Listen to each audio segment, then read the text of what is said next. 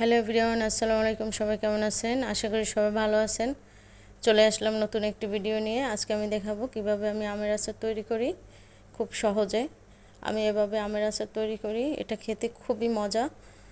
আমি প্রথমে আমগুলো কেটে নিয়েছি, কেটে ভালো করে ধুয়ে এর পানিটা ভালো করে ঝরিয়ে নিয়েছি। তারপর এর ভিতরে আমি হলুদের গুঁড়া, মরিচের গুঁড়া, স্বাদ মতো লবণ আর আমি চিনি মিক্স করেছি। আমি আমটা শেষের দিকে কিনেছি, তাই একটু আমার আমটা পেকে গেছে এটাকে কি বলে, কাঁচা কাঁচা পাকা আম। যাই হোক, আমি এবার সরিষার তেল দিয়েছি, চিনি দিয়েছি স্বাদ মতো। যেহেতু একটু আমটা পেকে গেছে, আমি চিনি এখানে একটু কম ব্যবহার করেছি। এবার এটাকে আমি ভালো করে নেড়ে চেড়ে নেব। বিশেষ করে এই আচারটা নতুনদের জন্য খুবই উপকার। যারা কখনো আমের আচার বানাননি, একদম সহজ। সব কিছু একবারে দিয়ে নাড়াচাড়া করে এটা চুলায় দিয়ে দেবেন। এবার এর সাথে আমি একটু মশলা ব্যবহার করছি। আমি এখানে এলাচ আর দারচিনি দিয়েছি সামান্য পরিমাণে। এবার এটাকে আমি ভালো করে নেড়ে চেড়ে নেব। এভাবে আমের আচার খেতেও অনেক মজা হয়, এটা অনেক মজা হয়েছে, আপনারা এভাবে বানিয়ে নিন। এবার আমি এটাকে ডেকে রান্না করব। দেখেন, আমি এর ফাঁকে ফাঁকে একটু নাড়াচাড়া করে দিয়েছি। আমার আচারটা প্রায় এরকম হয়ে আসছে, তেলটাও একটু উপরে উঠেছে।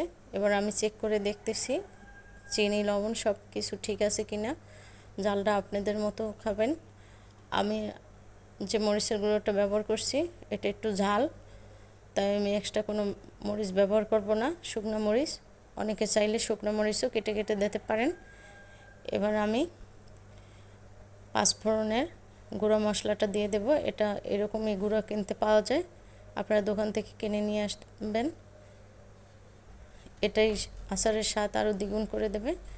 দেখেন, এভাবে আমি নাড়াচাড়া করে দেব।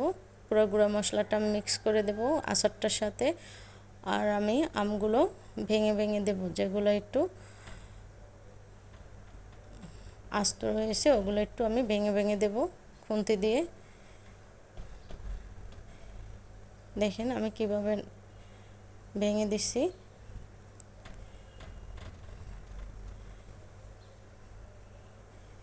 এভাবে আমের আচার করে নেবেন খুব সহজে,